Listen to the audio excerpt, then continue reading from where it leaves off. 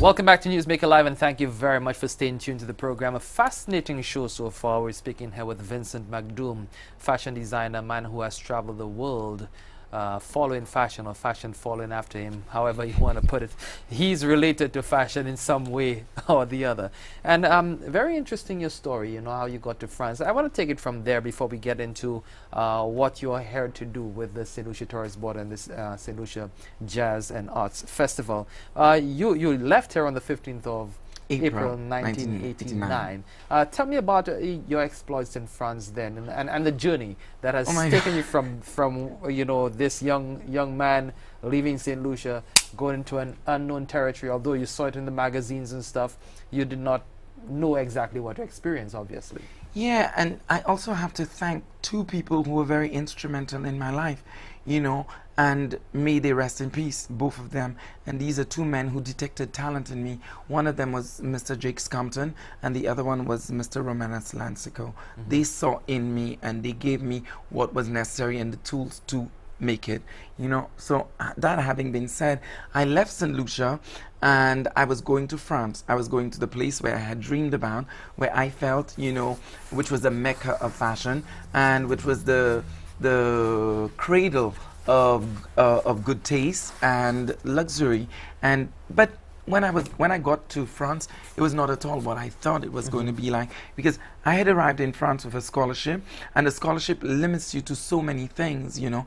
I did not know the language. I did not even have, you know, a map of Paris. So I got into Paris, and when I got into Paris, the address that was given to me for where I was supposed to stay was not at all the address. So I ended up, you know, at an address, and I did not know how to explain that I needed to be at another address. So I spent my time, you know, a day actually on the side of the road, crying with my suitcases on the side of the road, just because I didn't know where I was. And somebody, you know, saw me, and he came up to me after a while, see me crying, and he said, "What are you looking for?" And I said, "I just need to get to this point, you know." But the only thing I had now was the address was wrong, but thank God the telephone number was right. So it took me a while to understand what I had to do, and finally I got to where I wanted to go.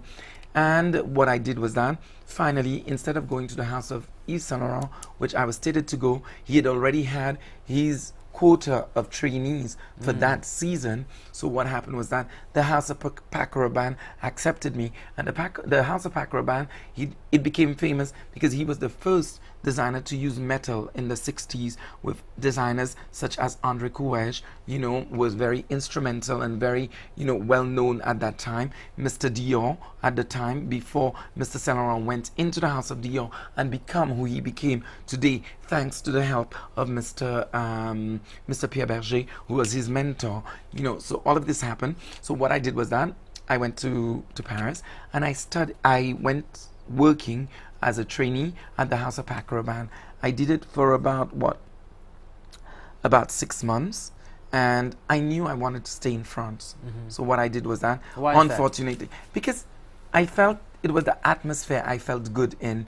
I could relate to what was going on, and not only this, a lot more was open to me. I could have been who I wanted to be. I could walk down the streets without people calling me names. I could have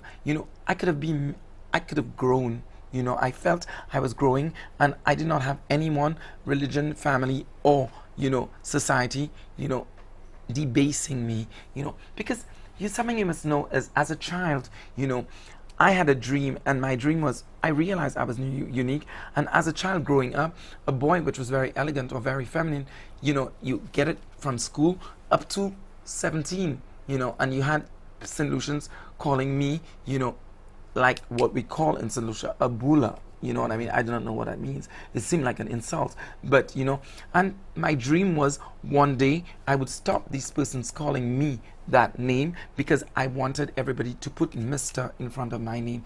That was my dream. It was my sole dream to be called Mr. mcdoom, you know. So it was something that I felt I could not achieve in St. Lucia, because I did not have the background.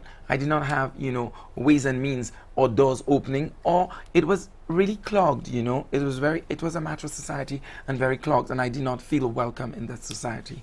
So what I did was that upon arriving in Paris, I felt that I was welcome. I felt comfortable. I felt I could breathe, for a while, you know, and I was away from everything that made me, that stressed me or saddened me. You know, the only thing I wanted, I wish my family was there, but I felt if my family was there, I would not have become who I was today, because certain things I would not do because I had to be very careful that my family was always looking over my back. You know, so the fact that I was thrown in to the water by myself, I had to learn, you know, I had to learn the codes, I had to learn the way people react, and I had to learn to be on my own at a very early age. But it was not just smooth sailing when you got to Paris. I'm sure you had some difficulties. It was along the way. never smooth sailing. It was never smooth sailing. So then what I did was that I came back to St. Lucia because it was a scholarship. I had to come back.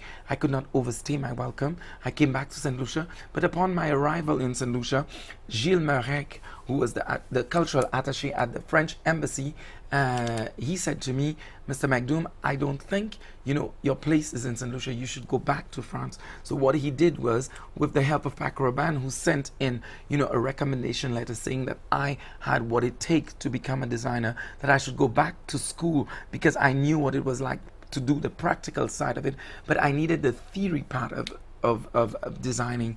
And so with the help of the French government this time, and Mr. Lancico and Mr. Jakes Compton, thanks again to Mr. Gilles Marek, I was sent over back to France, this time with a scholarship to study at one of the world's most renowned fashion school called ESMOD.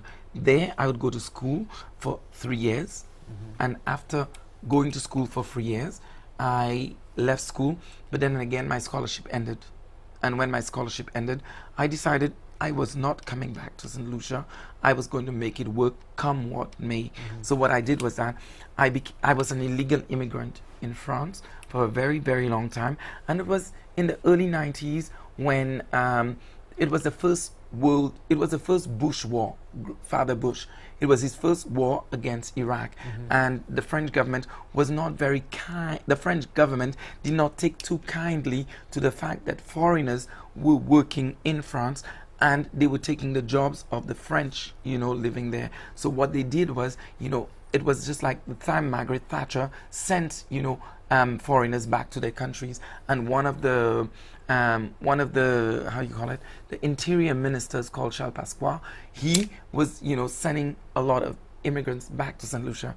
So what I did was that I, being very talented, started working for young designers, and I started working for a young designer called Olivier Guimard.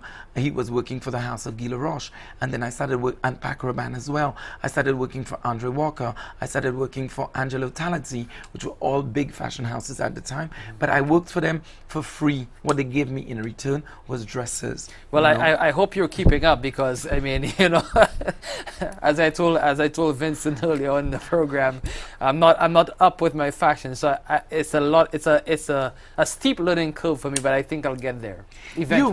You will, because in any case, that's what I'm here for, you know, to provoke a change in the fashion business in St. Lucia.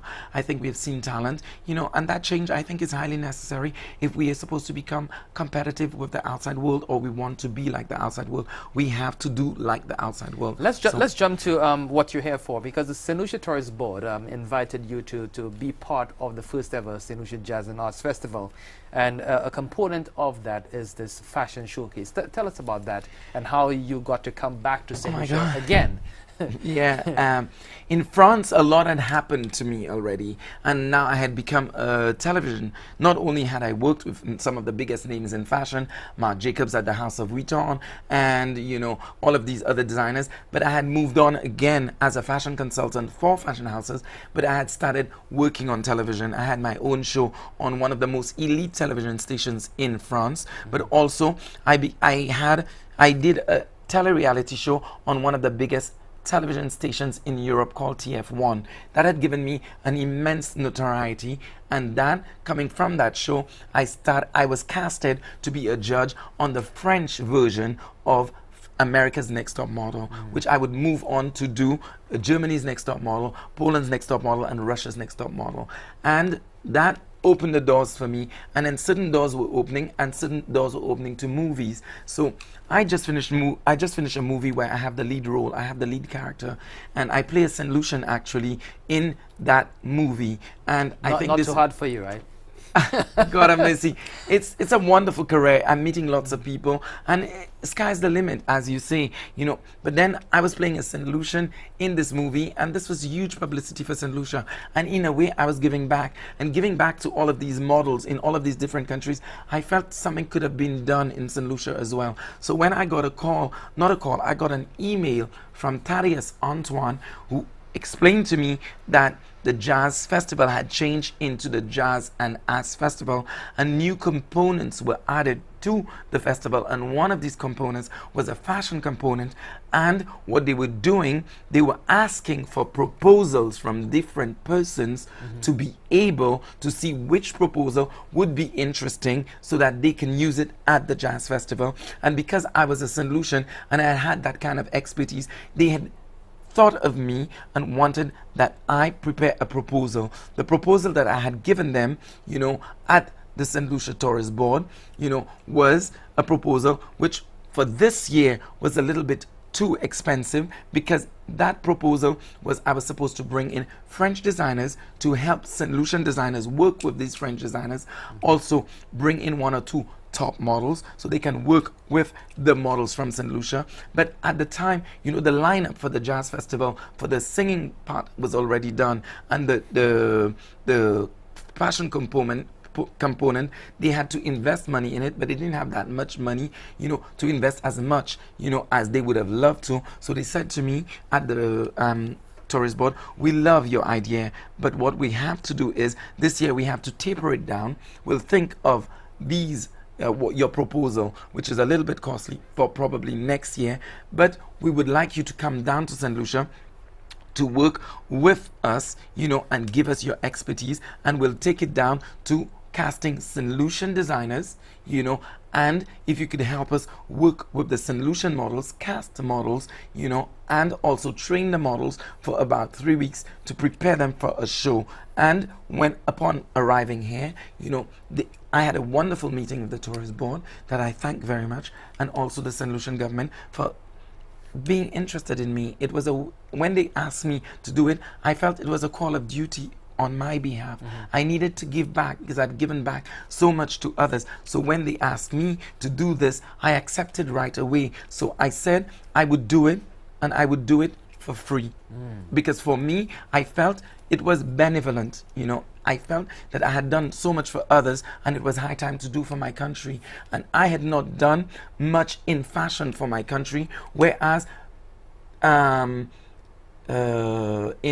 how would I say, publicly speaking, I had done a lot for St. Lucia, you know, because now St. Lucia was now a household name in France. St. Lucia was now a household name in Switzerland and in Belgium and in Luxembourg and, you know, in all of these countries in Europe. Because every time you speak about Vincent McDoom, you say the St. Lucian born. So for me, I felt that they were using my name. They understood where I came from. They didn't know where St. Lucia was. Now they knew, you know, they had some kind of thing to identify St. Lucia with. I was there, you know. So the person saying that I never gave back to St. Lucia, I felt that was giving back a lot, because I was using my country's name, which was tagged to me, because now I was not being called whatever the names they were calling me in St. Lucia. I had attained my dream. I was being called Mr. McDoom. So I felt Mr. McDoom now for others. It was accomplished. I felt it was the time to come back to St. Lucia and make people realize who I am and give back what I had given to others, give it back to St. Lucia.